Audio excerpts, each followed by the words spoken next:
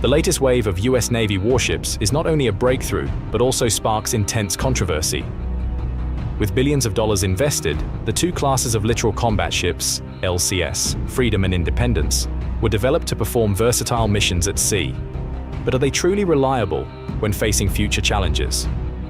Despite facing numerous technical issues, the US Navy remains determined to find a place for these ships, leading to an unexpected turning point. What keeps them from giving up? Join Navy Power to explore the story behind it. Back in 2003, the US Navy launched its first assault ship named Sea Fighter, featuring a swath-type hull design. It was commissioned in 2005 as a test platform for flexible mission modules. With older classes of ships like the Oliver Hazard Perry, Osprey, and Adventure becoming outdated, the US Navy announced the need for the LCS class of ships in 2004. Major military engineering corporations such as Lockheed Martin, General Dynamics, and Raytheon quickly joined the competition with impressive designs. The final selection process resulted in the production of 2 ships from each design by Lockheed Martin and General Dynamics. Each of these littoral combat ships, LCS, is smaller than the previous Oliver Hazard Perry-class frigates, but larger than the Cyclone-class patrol ships. Both classes of LCS are equipped with a deck and aft area to support SH-60 or MH-60 Seahawk helicopters, along with a hangar that allows for the deployment of small assault teams, including combat vehicles, to ports. Standard armaments include the Mk 110 57mm gun and RIM 116 rolling airframe missiles. The LCS program marks a significant milestone in reducing the time required to design and build new ships compared to any previous class of ships. In 2005, the US Navy announced that the first LCS ship would be named USS Freedom, with the shipbuilding contract awarded to Lockheed Martin.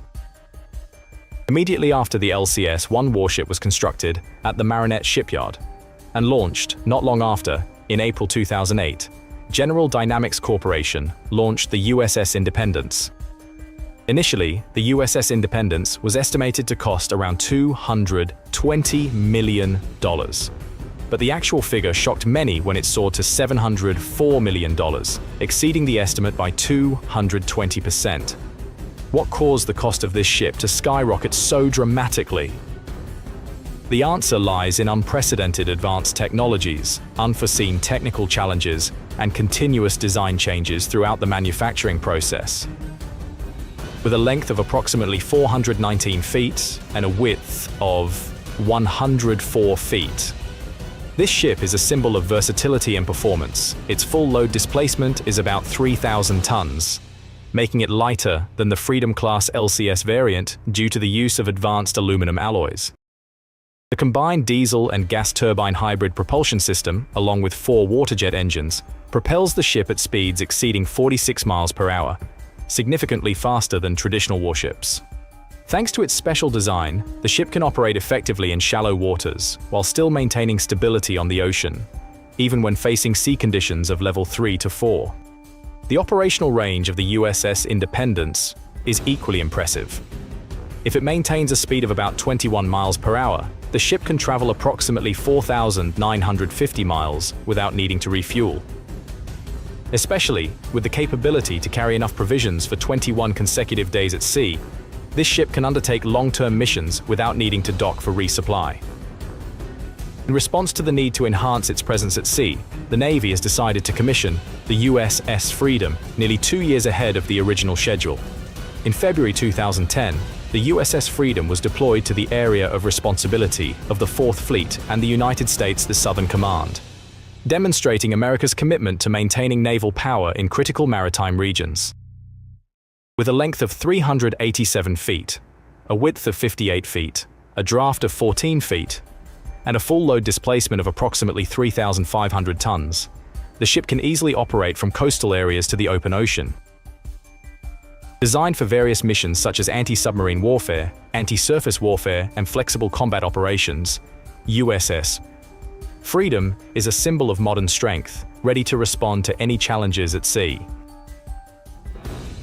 According to research conducted by the Navy Power Team, the cost of constructing each ship in the Freedom class is estimated to be around $360 million. Although initially expected to be a cost-saving solution, the LCS program faced cost overruns right from the construction of the USS Freedom. Additionally, the actual operating cost of each LCS, literal combat ship, is up to about $70 million per year, which is higher than initially anticipated. This cost is nearly equivalent to the operating expenses of an Arleigh Burke-class guided missile destroyer, even though the LCS is significantly smaller in size and firepower. In terms of defense, the USS Freedom is equipped with a system of 21 RIM-116 RAM missiles designed to intercept anti-ship missiles or airborne targets at close range. This is complemented by an electronic warfare system and decoys, which enhance its survivability against enemy fire. In its first mission, the USS Freedom successfully seized 5.5 tons of cocaine, apprehended 9 suspected drug traffickers, and destroyed 2 of their drug transport vehicles. 3 years later, the USS Freedom embarked on its first deployment to Singapore for a duration of 8 months. This mission marked the initial milestone for many similar operations in the Western Pacific by the Laurel-class littoral combat ships. In the mission, the Freedom ship conducted numerous cooperative maritime security operations with regional partners and allies. This littoral combat ship enables the Navy not only to demonstrate operational capabilities, but also to assess the crew, rotation, and maintenance plans for the entire LCS class of ships. At the beginning of 2021, the USS Freedom embarked on its final voyage before being decommissioned. On January 11, 2021, the ship departed from San Diego to join a task force aimed at combating drug smuggling in the Caribbean Sea and the Eastern Pacific Ocean. In this mission, the ship detected and pursued a suspected drug smuggling boat.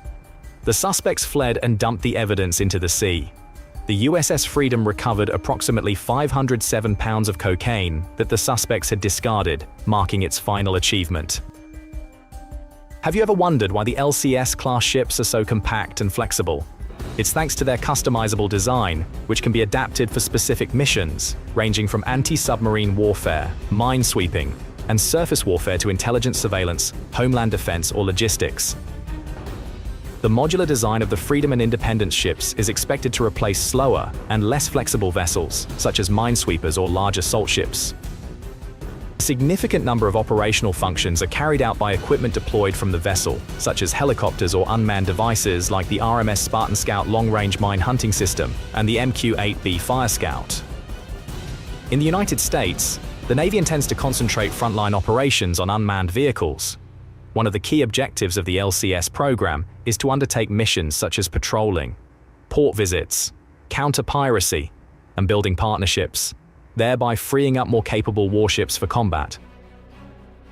One of the standout advantages of the USS Independence is its ability to support naval air forces, thanks to its spacious flight deck and large hangar. The ship can carry 2 MH-60 R/S Seahawk helicopters, or a combination of 1 MH-60 and 1 UAV, such as the MQ-8B Fire Scout.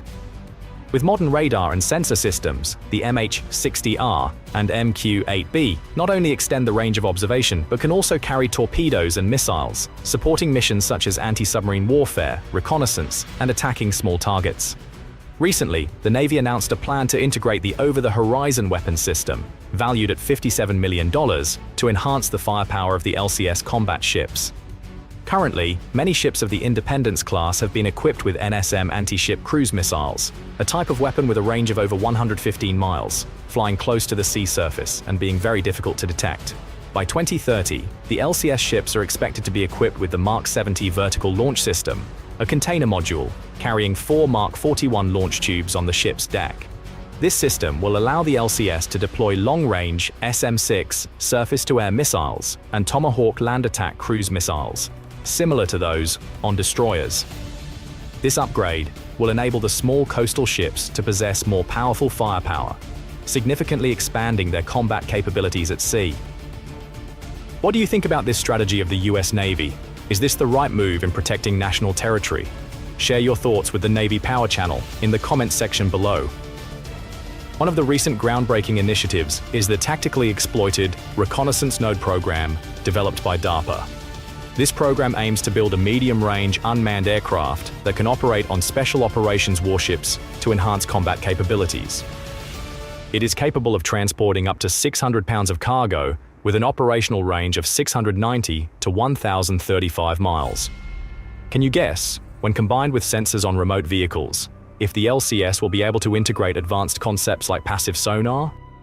LCS doesn't stop there. These littoral combat ships also boast impressive flexibility, allowing them to take on various roles. This includes two 30mm gun modules from Tadine Brown Engineering.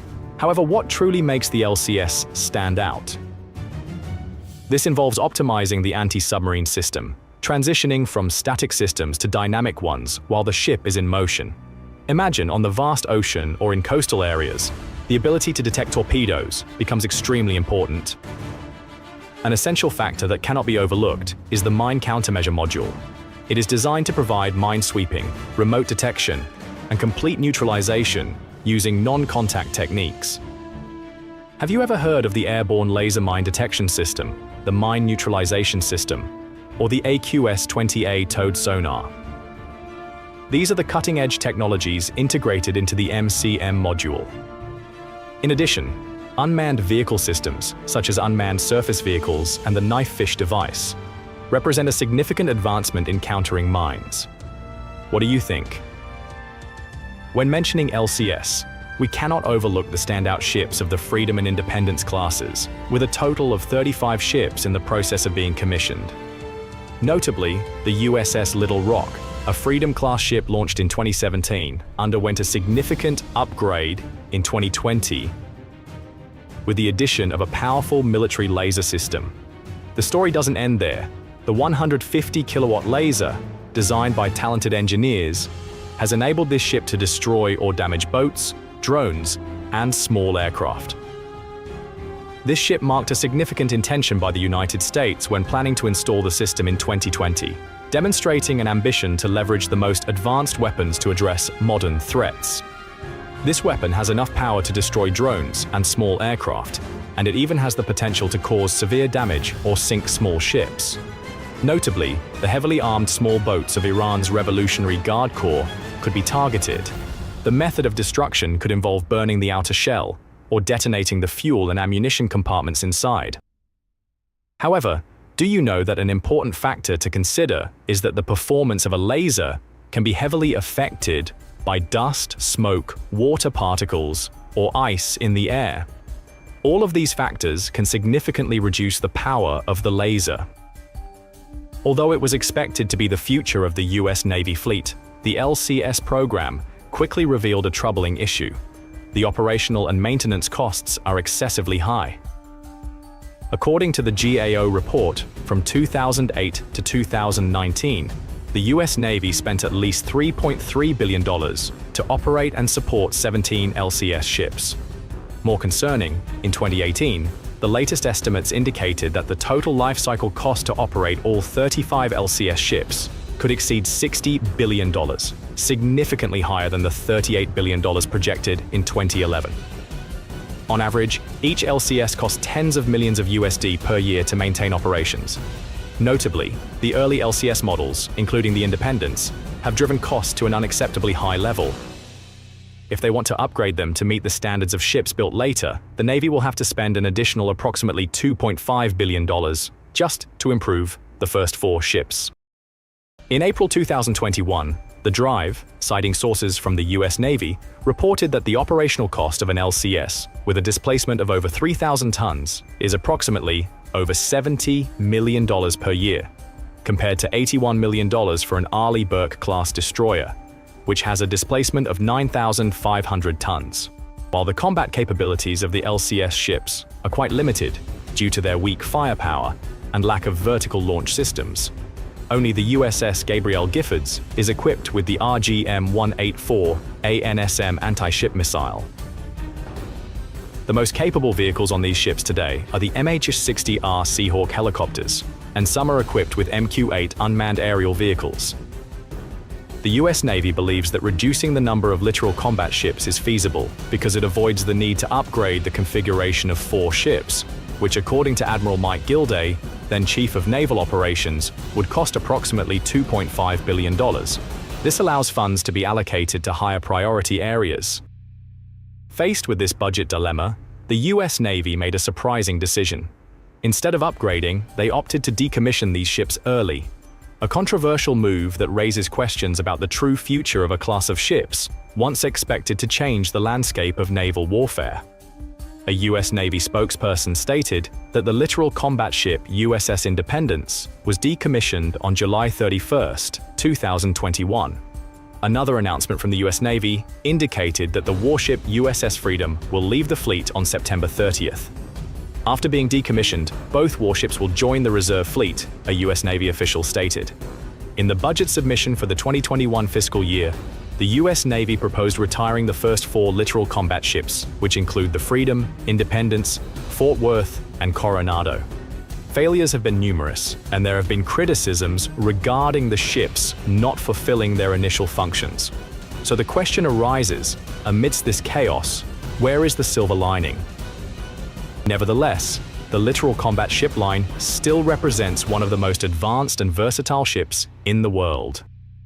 The biggest question right now is whether there is still a chance for the Close Combat Ships LSC, given that the LCS project is considered a failure of the US Navy. After a series of issues related to cost, durability, and combat effectiveness, the LCS has become a symbol of an unfulfilled ambition. By the end of 2024, the US Navy's littoral combat ship fleet will be equipped with a new missile launch system, promising a significant breakthrough. According to Warzone, in a significant move to enhance the combat capabilities of the LCS fleet, US Secretary of the Navy Carlos Del Toro announced that several LCS ships will be equipped with the Mark 70 payload launch system. This system promises to help the LCS overcome its inherent firepower limitations by enabling the launch of powerful missiles, including the SM-6 and Tomahawk missiles. The Mark 70 is a container launch system developed based on the Mark 41 vertical launch system, which is widely used on other American warships. The Mark 70 allows LCS ships to launch various types of missiles from a single launch system, providing flexibility in combat. Equipping the Mark 70 will enable LCS to conduct long-range attacks on both sea and land targets. In October 2023, the United States successfully tested the launch of an SM-6 missile from the Mark 70 system on the USS Savannah in the Eastern Pacific region. In addition to the SM-6, the Mark 70 is also capable of launching various Tomahawk missile variants, including land attack and anti-ship missiles. This enables the littoral combat ship to operate effectively in a wide range of combat environments. However, installing the Mark 70 launch system also entails a significant trade-off. The helicopter launch and recovery area on the ship's deck will be removed to accommodate the Mark 70, making it challenging for the littoral combat ship to detect long-range targets and confront close combat threats. To overcome these limitations, the US Navy has utilized data from external platforms to support the fire control of the Mark 70. Equipping additional radars and external sensors, such as the AN/TPQ-53 radar on the USS Savannah, will enhance the ability to detect and engage targets, thereby increasing operational independence.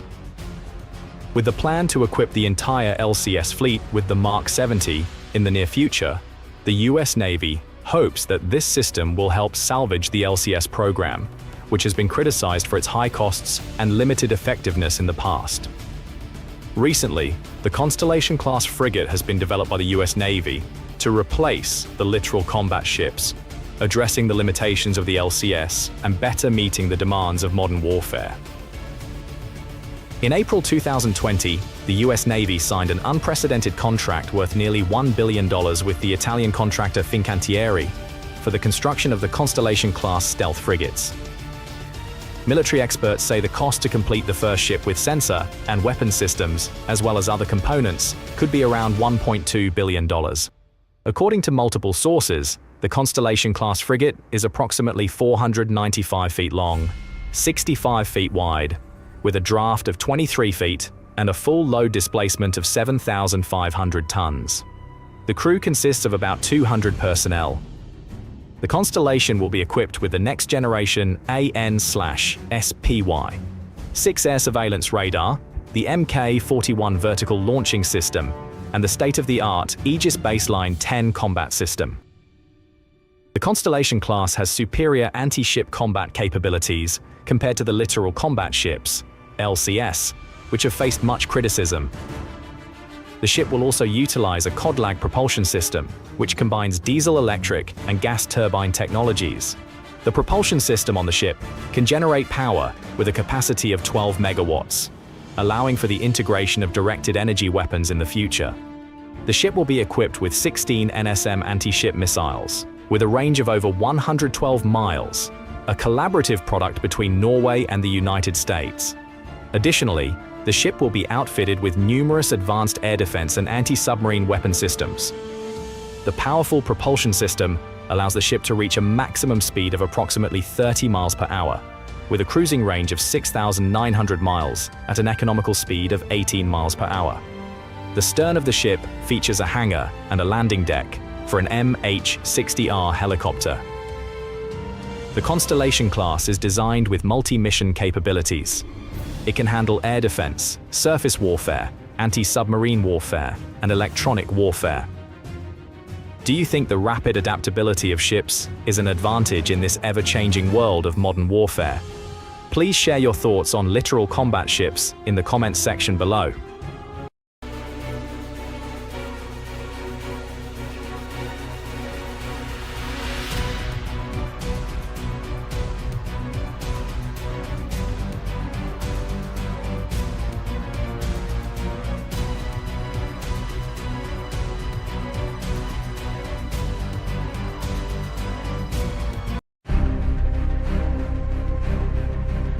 In today's modern world, where stealth aircraft dominate, it may surprise you that the United States continues to develop a type of fighter jet that is completely contrary to this concept.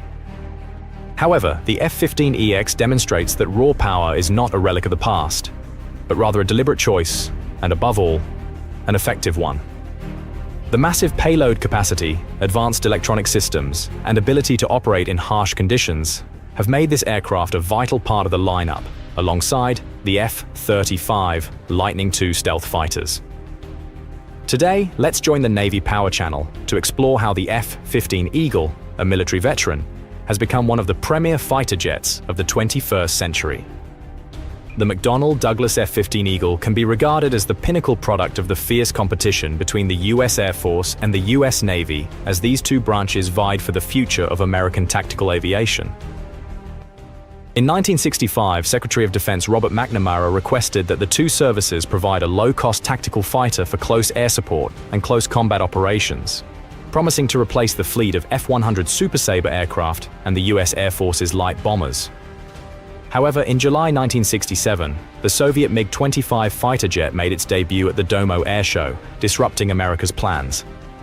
Additionally, drawing from experiences from the Vietnam War, a request made in 1968 called for major aerospace companies to design a type of air superiority fighter with a maximum takeoff weight of 4,000 pounds and a maximum speed of Mach 2.5.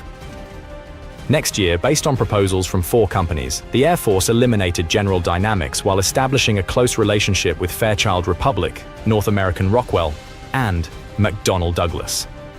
In the end, McDonnell Douglas emerged victorious with a prototype that resembled the Grumman F-14 Tomcat, featuring twin tails. By the time the first production models appeared, the concept of a single-seat fighter had been abandoned, leading to the development of 2 variants, the single-seat F-15 and the 2-seat T-F-15, which was later renamed the F-15A and F-15B. In the future, these versions evolved into 4 main families of fighter jets, including the F-15E Strike Eagle, a 2-seat multi-role attack version that performs well in all weather conditions.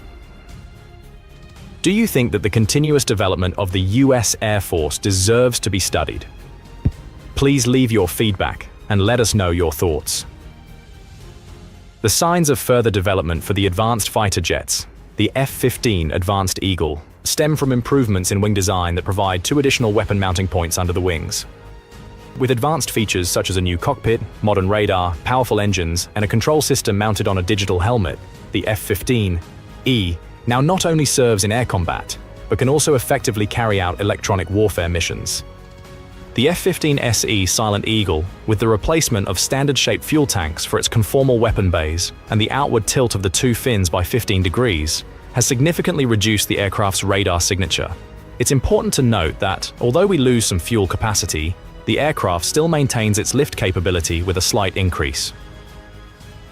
Today, we must mention the Eagle II, the F-15EX, a new advancement in the development of the F-15E series. The story begins in the early 2010s when the US Air Force realized that it was on the verge of a fighter fleet shortage by 2020 due to delays in the modernization plans for its existing aircraft. Everyone knows that the defense budget has significantly decreased since the end of the Cold War. While the original plan to produce 381 F-22 Raptors was scaled back to just 187, the F-35 Lightning II program has also faced considerable challenges in its completion. At that time, the Air Force had to seriously consider modernizing the F-15 fleet, even though it was expected to be retired in the mid-2020s. We can see that the F-15E line, designed for deep strike missions, has allowed for the development of a completely new concept compared to the original F-15 Eagle, which was developed for air superiority. Surprisingly, the shift to ground attack missions did not diminish the F-15E's effectiveness in air-to-air confrontations. Rather, it created more effective attack options for the conflict. The standard F-15E is an upgraded version of the two-seat F-15B, featuring significant structural changes and equipped with General Electric F110-G E-129 engines that provide up to 29,500 pounds of thrust each. We can imagine how that power impacts the battlefield during combat. Are you ready to learn more about the outstanding features of the F-15X? Feel free to leave your questions or comments below so we can discuss these extraordinary fighter jets together. Let's explore the exceptional power of the F-15X fighter jet, the latest version in this legendary line of aircraft. The F-15EX is one of the most advanced fighter jets in the US Air Force, featuring impressive specifications. The aircraft has a length of up to 63.6 feet, a wingspan of 42.7 feet, and a height of 18.4 feet. The empty weight of the F-15X is approximately 31,700 pounds, allowing the aircraft to maintain high agility and maneuverability. However, at takeoff, the maximum weight of the F-15EX can reach 81,000 pounds, allowing it to carry a significant amount of weapons and equipment while providing the necessary stability for operation in harsh conditions. One of the notable features of the F-15EX is its ability to carry up to 13,500 pounds of internal fuel, allowing the aircraft to operate for extended periods without the need for refueling. Thanks to these auxiliary fuel tanks, the F-15EX can achieve a range of up to 2,760 miles, allowing it to conduct deep strike missions into enemy territory without needing to return to base for refueling. This enhances its flexibility and rapid response capability in combat. One of the important factors in designing the F-15EX is the use of lightweight and durable materials, such as aluminum lithium alloys and titanium, in the construction of the airframe. These materials help reduce the overall weight of the aircraft while still ensuring high strength, rigidity, and load-bearing capacity, which is especially important in harsh combat conditions. In terms of aerodynamic design, the F-15EX has been optimized through the use of wind tunnel testing and advanced computer simulations. This helps reduce the aircraft's drag when flying at high speeds, while also enhancing its maneuverability when changing speed or direction. The wings of the F-15X are designed with a variable sweep wing configuration, optimizing flight performance at both high and low speeds. This design not only allows the aircraft to maintain high speeds during attacks, but also enables it to easily change direction and enhances its ability to fly at low altitudes in special combat situations. One of the other important features of the F-15EX is its twin vertical tail design with a significant angle of inclination. This design enhances the aircraft's stability and control in high-stress combat situations. With these improvements, the F-15EX has become one of the most advanced fighter jets, capable of conducting long-term combat missions, striking deep into enemy territory, and maintaining stability and maneuverability in harsh combat situations. When compared to single-engine fighters like the F-16 Fighting Falcon or even the modern F-35 Lightning II, the F-15EX still demonstrates superior capabilities, with a speed that can reach up to Mach 2.5. To achieve impressive flight speeds, the F-15EX is equipped with two types of powerful turbofan engines, the Pratt & Whitney F-100PW-229 or the General Electric F-110-GE-129. The Pratt & Whitney F-100PW-229 engine provides a dry thrust of approximately 17,800 pounds and can generate thrust of up to 29,100 pounds when using afterburner, while the General Electric F-110-GE-129 engine has a dry thrust of about 17,150 pounds and can achieve a maximum thrust of up to 29,500 pounds when operating with afterburner. Both types of engines are equipped with a full authority digital engine control (FADEC) system, which optimizes engine performance, minimizes fuel consumption, and enhances reliability in all flight conditions. The afterburner system of the F-15X is specially designed to provide maximum thrust in a short period, enabling the aircraft to accelerate rapidly, quickly reach its top speed, and easily escape from dangerous situations, creating a tactical advantage in confrontations. However, according to the pilots, this figure, when carrying weapons and fuel, is unlikely to exceed Mach 2.2 in real combat conditions. The design of the F-15E has made a significant impact in the export market, prompting Boeing to continue producing upgraded versions of it. A new standard in the Eagle aircraft family began with the F-15SA, which was built for the Royal Saudi Air Force and first took flight in 2013. Due to strict performance requirements, Boeing engineers have improved the wing structure to double its lifespan from 8,000 hours to 20,000 hours. They have implemented full assembly technology to shorten production time, integrating the drilling process into the component manufacturing workflow. Not only that, the electronic system of the F-15X has also been significantly upgraded. The Eagle Passive Active Warning Survivability System, EPAWS, has completely replaced the traditional electronic warfare system, providing the fighter jet with superior capabilities. Even more interesting, the presence of the fly-by-wire system is a significant advancement, replacing mechanical flight controls with advanced electronic interfaces. This is not a completely new technology, but for a fighter jet that originated in the 1960s, this is truly a remarkable milestone. The new control system not only improves stability, but also eliminates the previous issues of vibration, resulting in the outer wing pylons no longer being disabled during use. Some other upgrades include a more powerful advanced display core processor, 2 mission computer, and a new cockpit featuring large 10-inch and 19-inch screens for the pilot and the weapons systems officer. The large touchscreens can be customized for each crew member to easily display a range of information, including data from the Raytheon APG-82V1 radar and the Electronic Warfare Suite, EPAWS, which features comprehensive radar warning capabilities and threat location. The APG-82V1 radar is a next-generation active electronically scanned array, AESA radar, that provides superior target detection and tracking capabilities in both air-to-air and air-to-ground modes. This radar uses thousands of transmit-receive modules, TRM, to generate a powerful and precise radar beam. The APG-82V1 can simultaneously track over 20 targets and provide detailed information about their location, speed, direction of movement, and identification.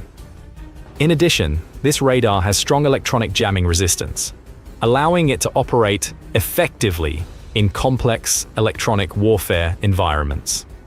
The APAWS system utilizes passive sensors, such as missile warning systems and radar warning systems, and active sensors, like electronic jamming systems, to detect and respond to threats from enemy radar, missiles, and other air defense systems.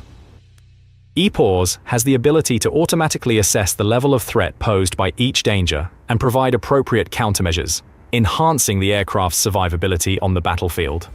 Do you think these upgrades are enough for the F-15X to maintain its top position in the world of modern fighter jets? Let's discuss in the comments below. Both the pilot and the electronic weapon control system are capable of using the mounted digital targeting system to aim weapons from high angles outside of the line of sight. The ASG-34V1 pod sensor, equipped with the 21 Legion, provides warriors with the ability to passively detect the most sophisticated threats across the radio frequency spectrum. This is particularly impressive due to the transition to an open electronic architecture, which allows the device to easily adapt to most potential upgrades in the future. The Open System Architecture, OSA, of the F-15EX allows for the rapid and easy integration of new technologies, keeping the aircraft at the forefront of the arms race. Mendam. OSA allows third-party developers to create new applications and systems for the F-15EX without Boeing's intervention. This accelerates the innovation process and enables the F-15EX to quickly adapt to new threats. For example, OSA allows for the integration of new weapon types, advanced sensors, modern communication systems, and artificial intelligence algorithms. OSA also helps reduce maintenance and upgrade costs, as components can be replaced or upgraded independently without the need to change the entire system. One of the biggest advantages of the F-15 aircraft compared to its propeller-driven counterparts is its impressive weapon payload capacity. The initial F-15 variants, when first introduced, carried the largest air-to-air combat load in history. Since the launch of the Strike Eagle, this capability has continuously expanded over time with the addition of precision weapons. The F-15EX also follows this tradition, maintaining the capability to carry up to 12 air-to-air missiles in its standard configuration, along with approximately 30,000 pounds of munitions for ground attack missions. The F-15EX is equipped with 12 external weapon stations, allowing it to carry a wide variety of munitions, including air-to-air missiles, air-to-ground missiles, anti-ship missiles, and other supporting weapons. For air-to-air missions, the F-15EX can carry missiles such as the AIM-9X Sidewinder, AIM-120 AMRAAM, and AIM-260 JATM, a long-range air-to-air missile capable of engaging targets at very long distances. Meanwhile, for non-ground attack missions, the F-15EX can carry powerful weapons such as the AGM-88 HARM anti-radiation missile, AGM-158 JASSM, air-launched cruise missile for striking ground targets, laser-guided and GPS-guided bombs, as well as other types of cruise missiles. In particular, the F-15EX has the capability to carry targeting pods, electronic warfare pods, and external fuel tanks, providing flexibility for a variety of missions. The ability to carry a diverse array of weapons allows the F-15X to not only perform air superiority missions, but also to strike hardened ground targets and naval vessels. This makes it a versatile and powerful fighter jet capable of meeting various tactical requirements in different situations. Furthermore, with the proposed extended mounting brackets and aerodynamic-shaped fuel stations, the Eagle II can carry 16 AIM-120 missiles, AIM-9 missiles, and 2 AGM-88 HARM missiles. Although this configuration has never been tested by the military, if there is a need to address the attack capabilities of the F-22 Raptor and the F-35 Lightning II, the F-15EX can certainly deliver devastating strikes against targets. For example, it can carry the AGM-158 with long-range strike capability or the AGM-183 with rapid response power for precision strikes. This aircraft can be equipped with up to 16 GBU-39 small bombs, 4 medium-range air-to-air missiles, and a type of guided bomb that can strike targets weighing approximately 2,000 pounds. If you're looking for a powerful fighter jet that combines tremendous striking capability with exceptional maneuverability without any limitations on attack angles, it's hard to find another name that matches its caliber. The F-15EX is equipped with a 20mm M61 A1 Vulcan Cannon, a powerful automatic gun with a firing rate of up to approximately 6,000 rounds per minute. This cannon is designed not only to engage aerial targets, but also has the capability to strike ground targets, proving particularly effective in close-range combat. With its continuous firing capability and high accuracy, the M61A1 Vulcan cannon has become a strategic weapon in the arsenal of the F-15EX. The aircraft's fire control system is closely integrated with radar and other advanced sensors, enabling pilots to track, detect, and target accurately, even in harsh combat conditions. This feature not only enhances the combat capabilities of the F-15EX, but also helps pilots fully leverage the power of the weapon system in any situation. Right after the F-15EX was officially named Eagle II, the US Air Force announced the purchase of the first 12 aircraft for $123 million, which is about $12.5 million each. Although its price has slightly decreased and can reach up to $97 million per unit, this price is still worth considering when compared to the incredible capabilities that this aircraft offers. Do you think this investment is justified by what the Eagle II can accomplish on the battlefield? There's a significant cost difference between developing the new F-35A stealth fighters and the F-15EX, nearly $20 million. However, what's more important to remember is that the objectives of the two programs are completely different. Initially, the US Air Force planned to build a fleet of 144 F-15EX aircraft, but later decided to reduce the order to 80. However, after careful consideration, they reached the decision to increase the optimal number to 104. In the context of the next-generation Air Dominance 6th-generation fighter development program being put on hold, the US Air Force is increasingly realizing the need for an additional strike force from hundreds of F-15X aircraft equipped with heavy weaponry. This is especially true at the present time, as the global situation is showing signs of change and tensions are rising. What do you think? Should the US Air Force continue to operate the F-15EX until the 2040s? Please share your thoughts in the comments. If you find the video helpful, don't forget to leave a like and share to support the channel. To ensure you don't miss out on exciting content about naval and military power, hit the subscribe button now and turn on notifications to stay updated with the latest videos from Navy Power. See you in the next video. Next.